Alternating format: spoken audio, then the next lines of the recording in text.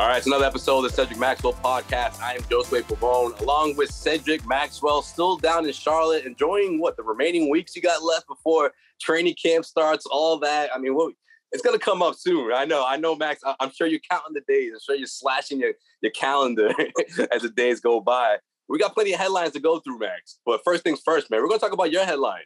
Mr. Hall of Fame, UNC Charlotte Hall of Famer, Cedric Maxwell. We'll get into the other stuff later, but first thing first, man, how was last weekend? Tell me about the ceremony. Tell me how the day went. How was it, man? This summer has been really incredible.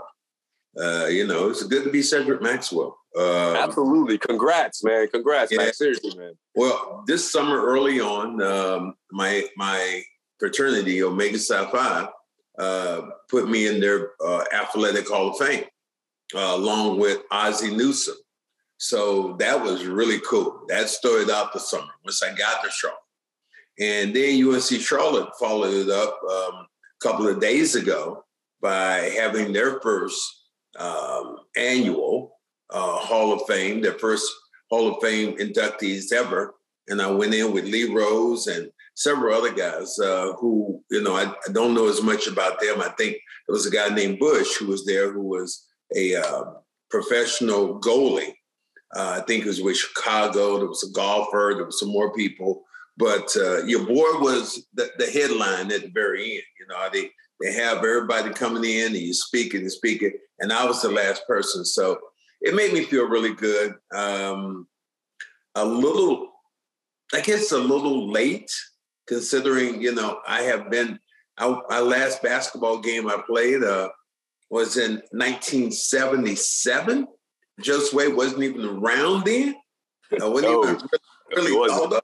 I wasn't even thought of. Lord knows. Yeah, they retired my jersey. They retired my jersey immediately in school. But then the Hall of Fame thing just happened this year.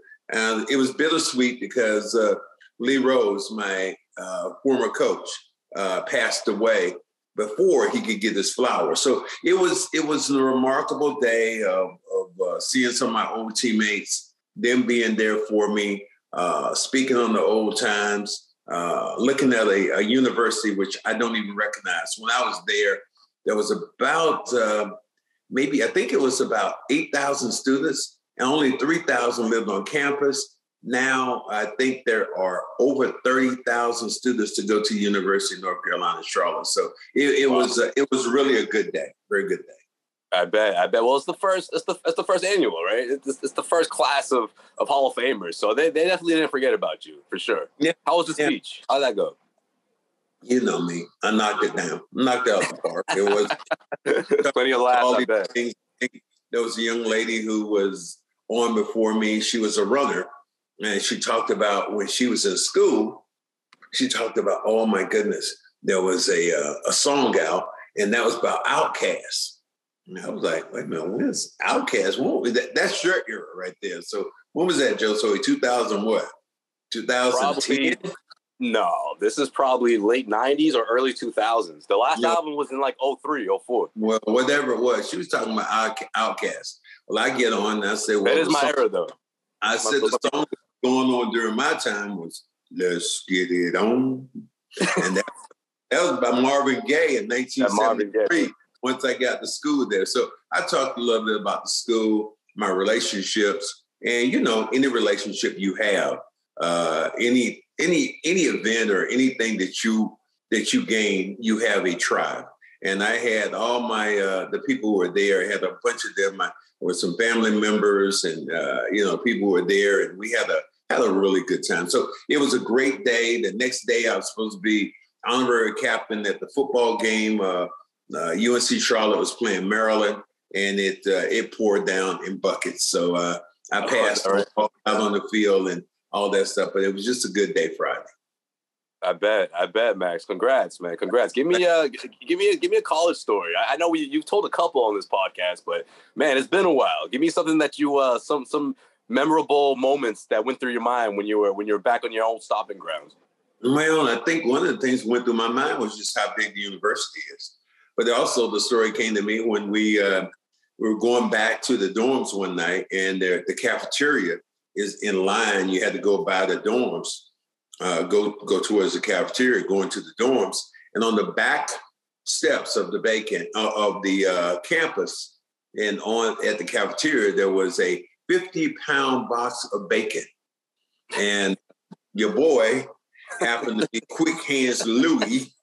And for the next right place week, at the right time, I bet. For the next week, all you could smell was bacon. Essentially, people came to my room with bread in their hands. It was just bacon. And you know how bacon smells. Bacon has this wonderful, such a strong aroma. Well, that stayed in my room for probably about a week before all that bacon was gone.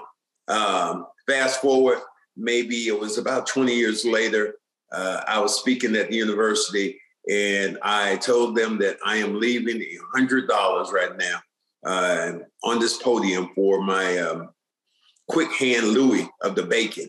And somebody ended up writing it up. You finally paid them back. It turned out it was about $100 in time now with the bacon, which was gone. So that was a funny story about just being having mischief at the university and having a bunch of fun.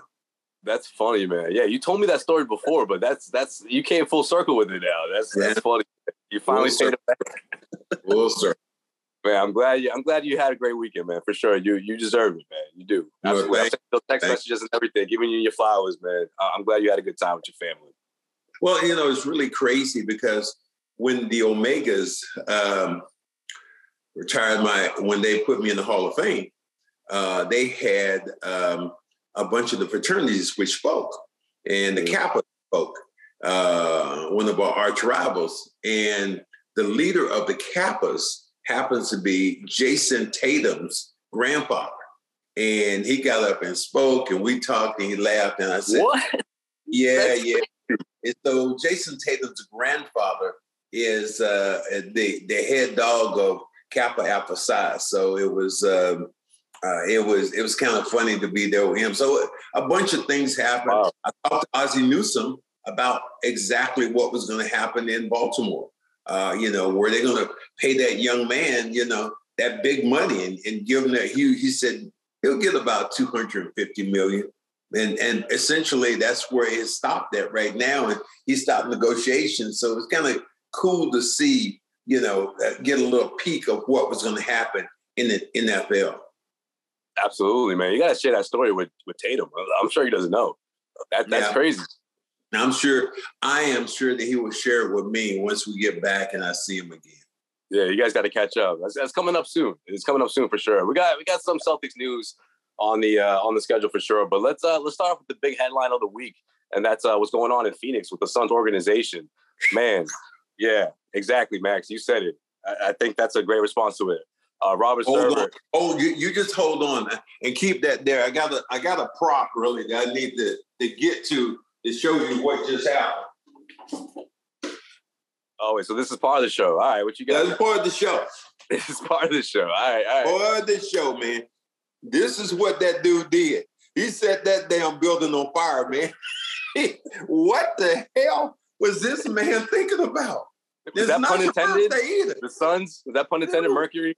What the hell? I mean, this is in this day and time. Yeah. Let's just talk about it first. Okay, but first it's the year suspension, right? It's a $10 million fine. Okay. So obviously a lot of people, this is for, slap on the wrist for making racist comments.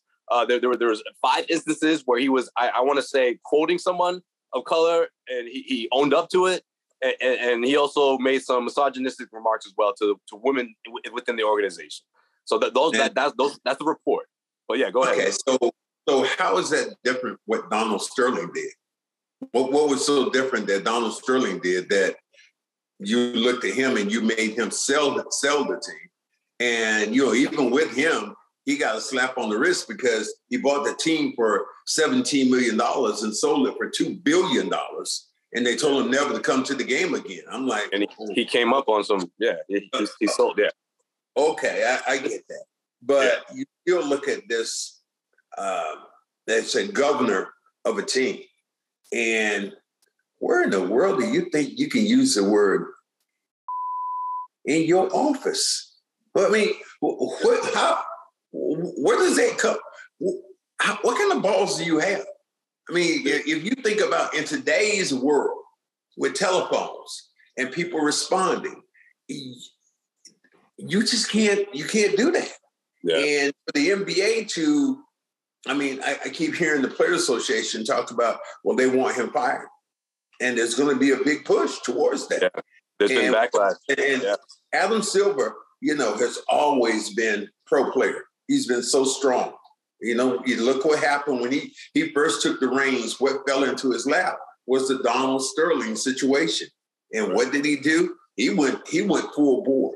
You're no longer going to be in the NBA. You're going to have to sell your franchise. So I'm not sure what the difference is between, and obviously I don't know all the details, but what's the difference right now between Donald Sterling and what's the difference right now of the governor of one of the governors of the Phoenix Suns using such language to his players, and not players, to the people in his office. Right. Well, I think two of the biggest points to take away from the Adam Silver press conference was he compared it. He compared it to what happened with the Clippers owner, right? Because that's what everyone is naturally doing. And the two biggest differences: one, it was on tape, and two, he took ownership. Whereas Donald Sterling did it. Donald Sterling denied everything up until the recordings came through. And of course, Silver mentioned how he can't mention everything that he knows about the investigation. He can't share everything that he knows. But those were the two outlining points I took away from that press conference. And that was sort of the way I looked into it going in. Let me get this. So I don't think he survives the suspension, Max. I don't. That's the biggest. That's the caveat. Yeah. So he told the truth about what he said. And therefore, we're going to give him a pass. Kind of crazy. I mean, obviously, he's the commissioner, and he makes, but the NBA is what we say, 85% black, what we say is their players. So for you to use that kind of language in your office, I remember Charles Barkley said, if he was said anything to him, Charles Barkley, I quote, said, I would have knocked his ass out. This is Charles Barkley talking about, and he said that he's really been good to him and his family.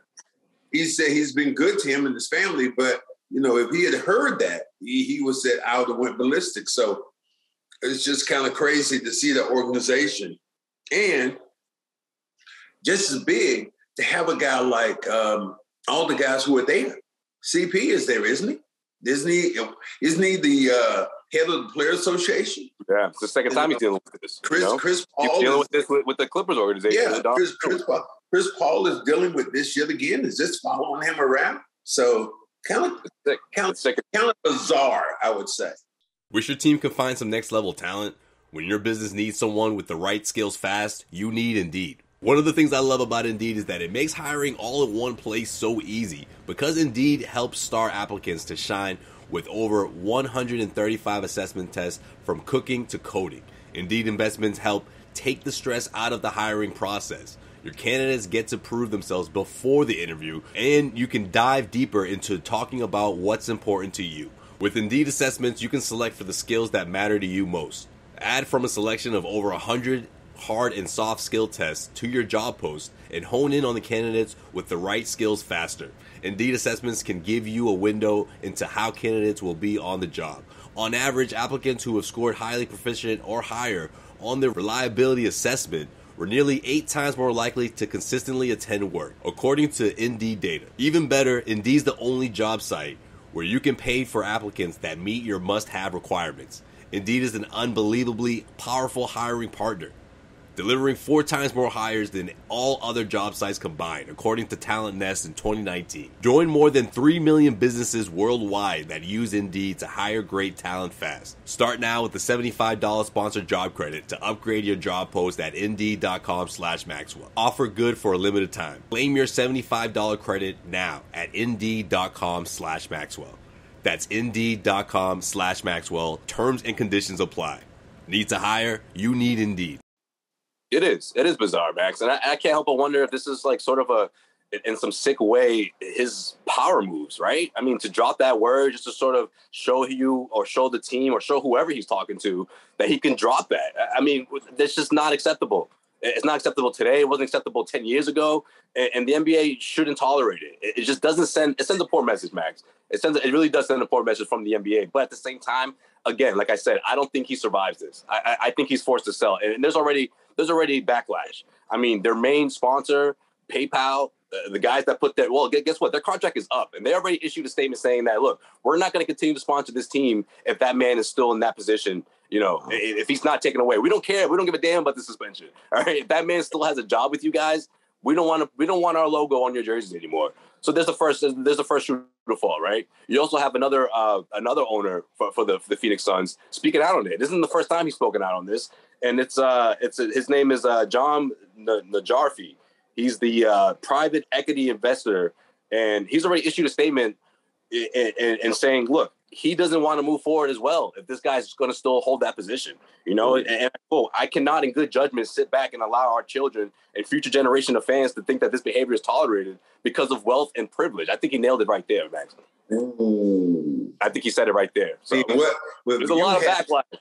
If you have a governor of a team speaking that way, it's a lot more power in that than even the players, because now you have one of their own turning around and cannibalizing, you know, this guy for what he did. So, man, kudos to that governor standing up in that way at that organization for what happened.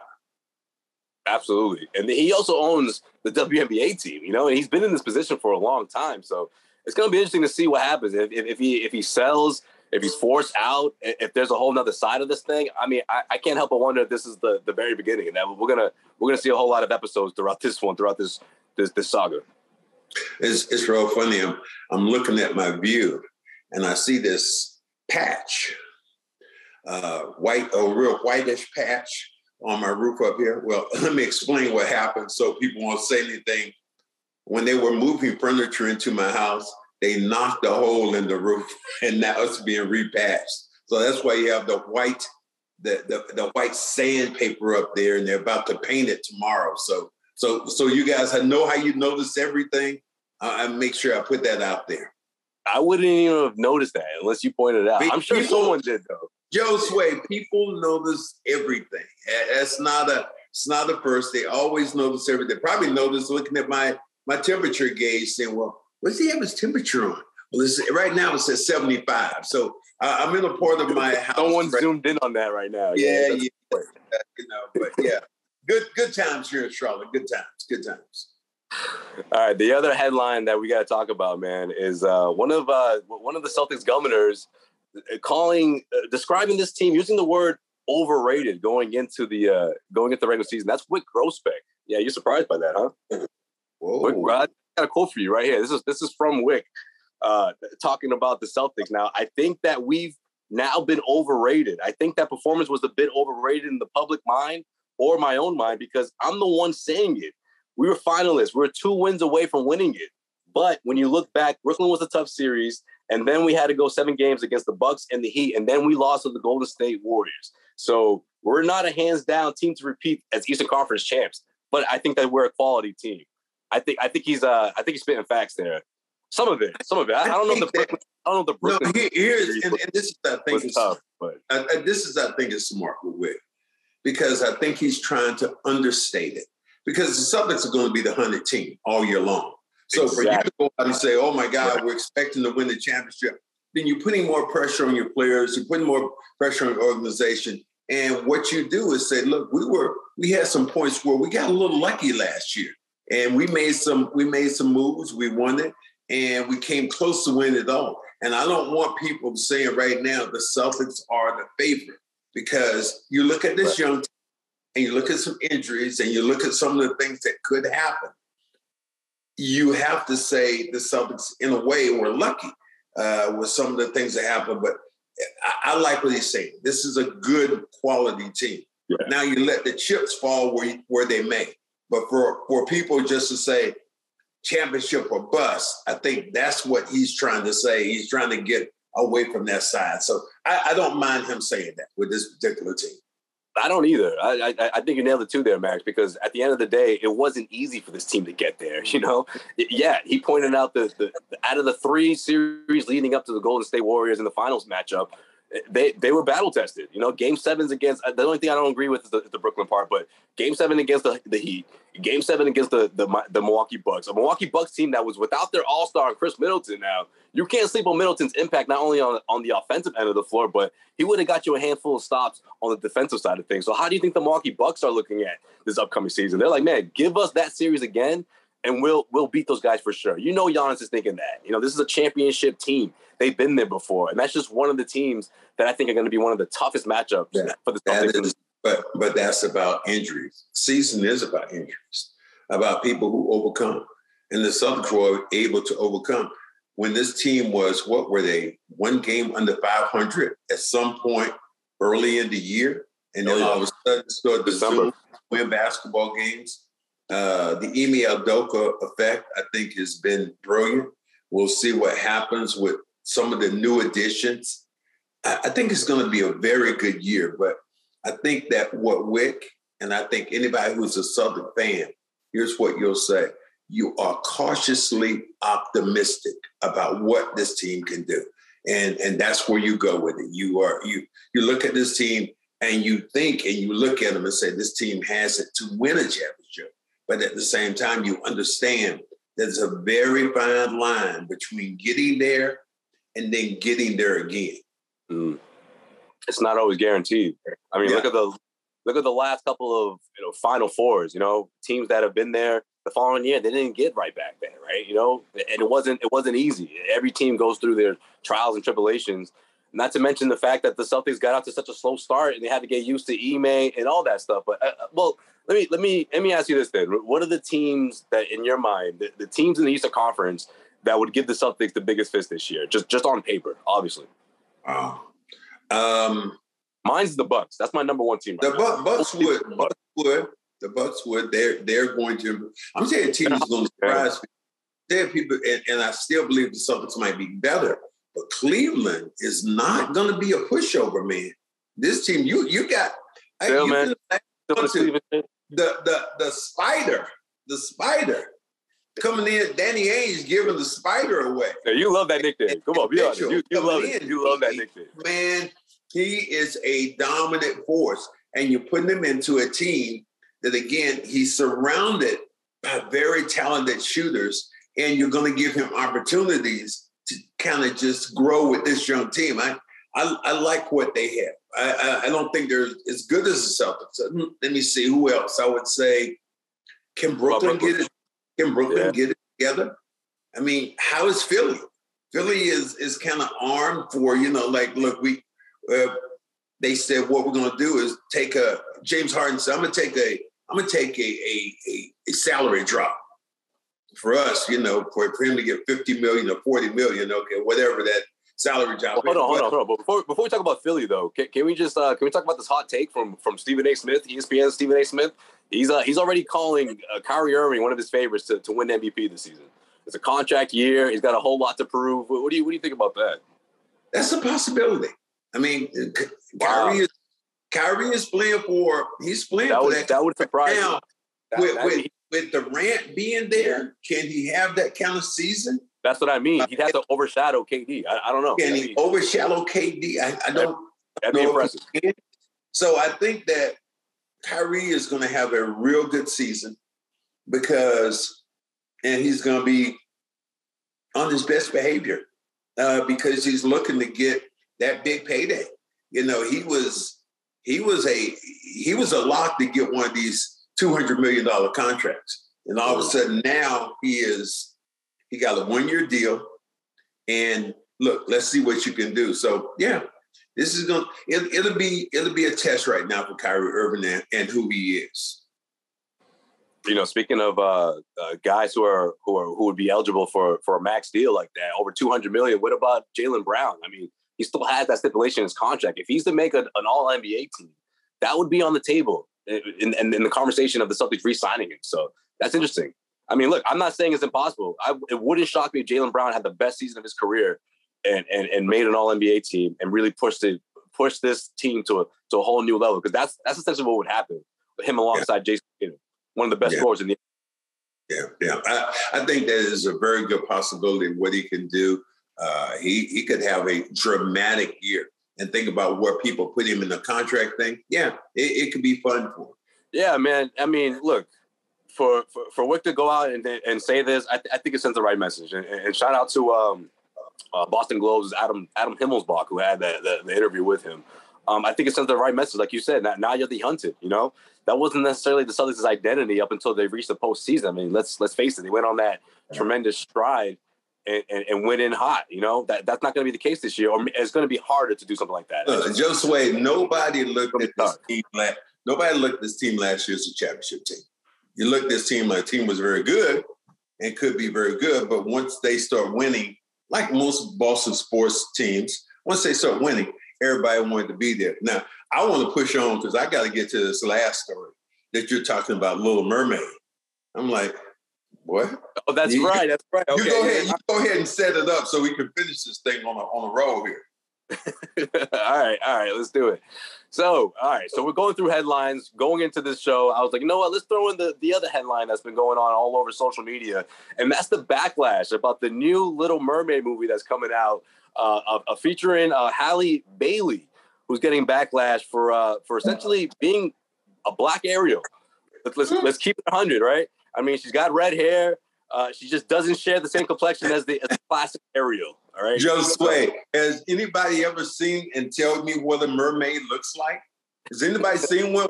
Let's just stop right there. Is a mermaid? Give me the first person who's seen one, and then we can go from there. So, it's fictional, right? It's to your imagination. So let's get off that shit about, hey, she's black, she's white, she's look. You know what? What she's done is she's allowed a bunch of young black women, and I'm gonna have 3 granddaughters in October by the end of October. And I love the fact that they're able to connect in that way. And if you see a video of some young black girls looking at this video and seeing Ariel come on and her skin being dark, they just go ballistic. So, dudes, let's keep it real. Let's keep it real. This is a new time, a new day, a new age, and embrace what possibilities can be. And if you're a hater, don't be a hater over there. Be a congratulator. Don't worry. This is fictional stuff. This is stuff of your imagination. So for you to go out and go, oh my God, Ariel, she's supposed to be white. Really? That's the same thing we say about Jesus stuff. Hello, somebody. Hello, somebody. Hello, somebody. Yeah. Hair. I knew you keep it on. Wait a minute. Just wait. His hair was of wool and kinky. Just wait. What's that hair on your head? Wait, hold on. Wait. Would it just being in that area of the world? Is his skin gonna be that light? I don't know, man. I don't know if Jesus. So with that, we're gonna keep it on 100. We appreciate you guys coming on with us. Well done. I got some big news coming up here this week, probably for our next podcast. I might be able to get. I'm gonna tease you a little bit. I might have a roundtable with Dale Curry, Muggsy Bogues, and possibly Sleepy Floyd. So stay tuned. We're gonna keep it on 100. You guys enjoy it, okay? Like we always do. Cedric Maxwell Podcast. We'll see you guys next week. Peace out.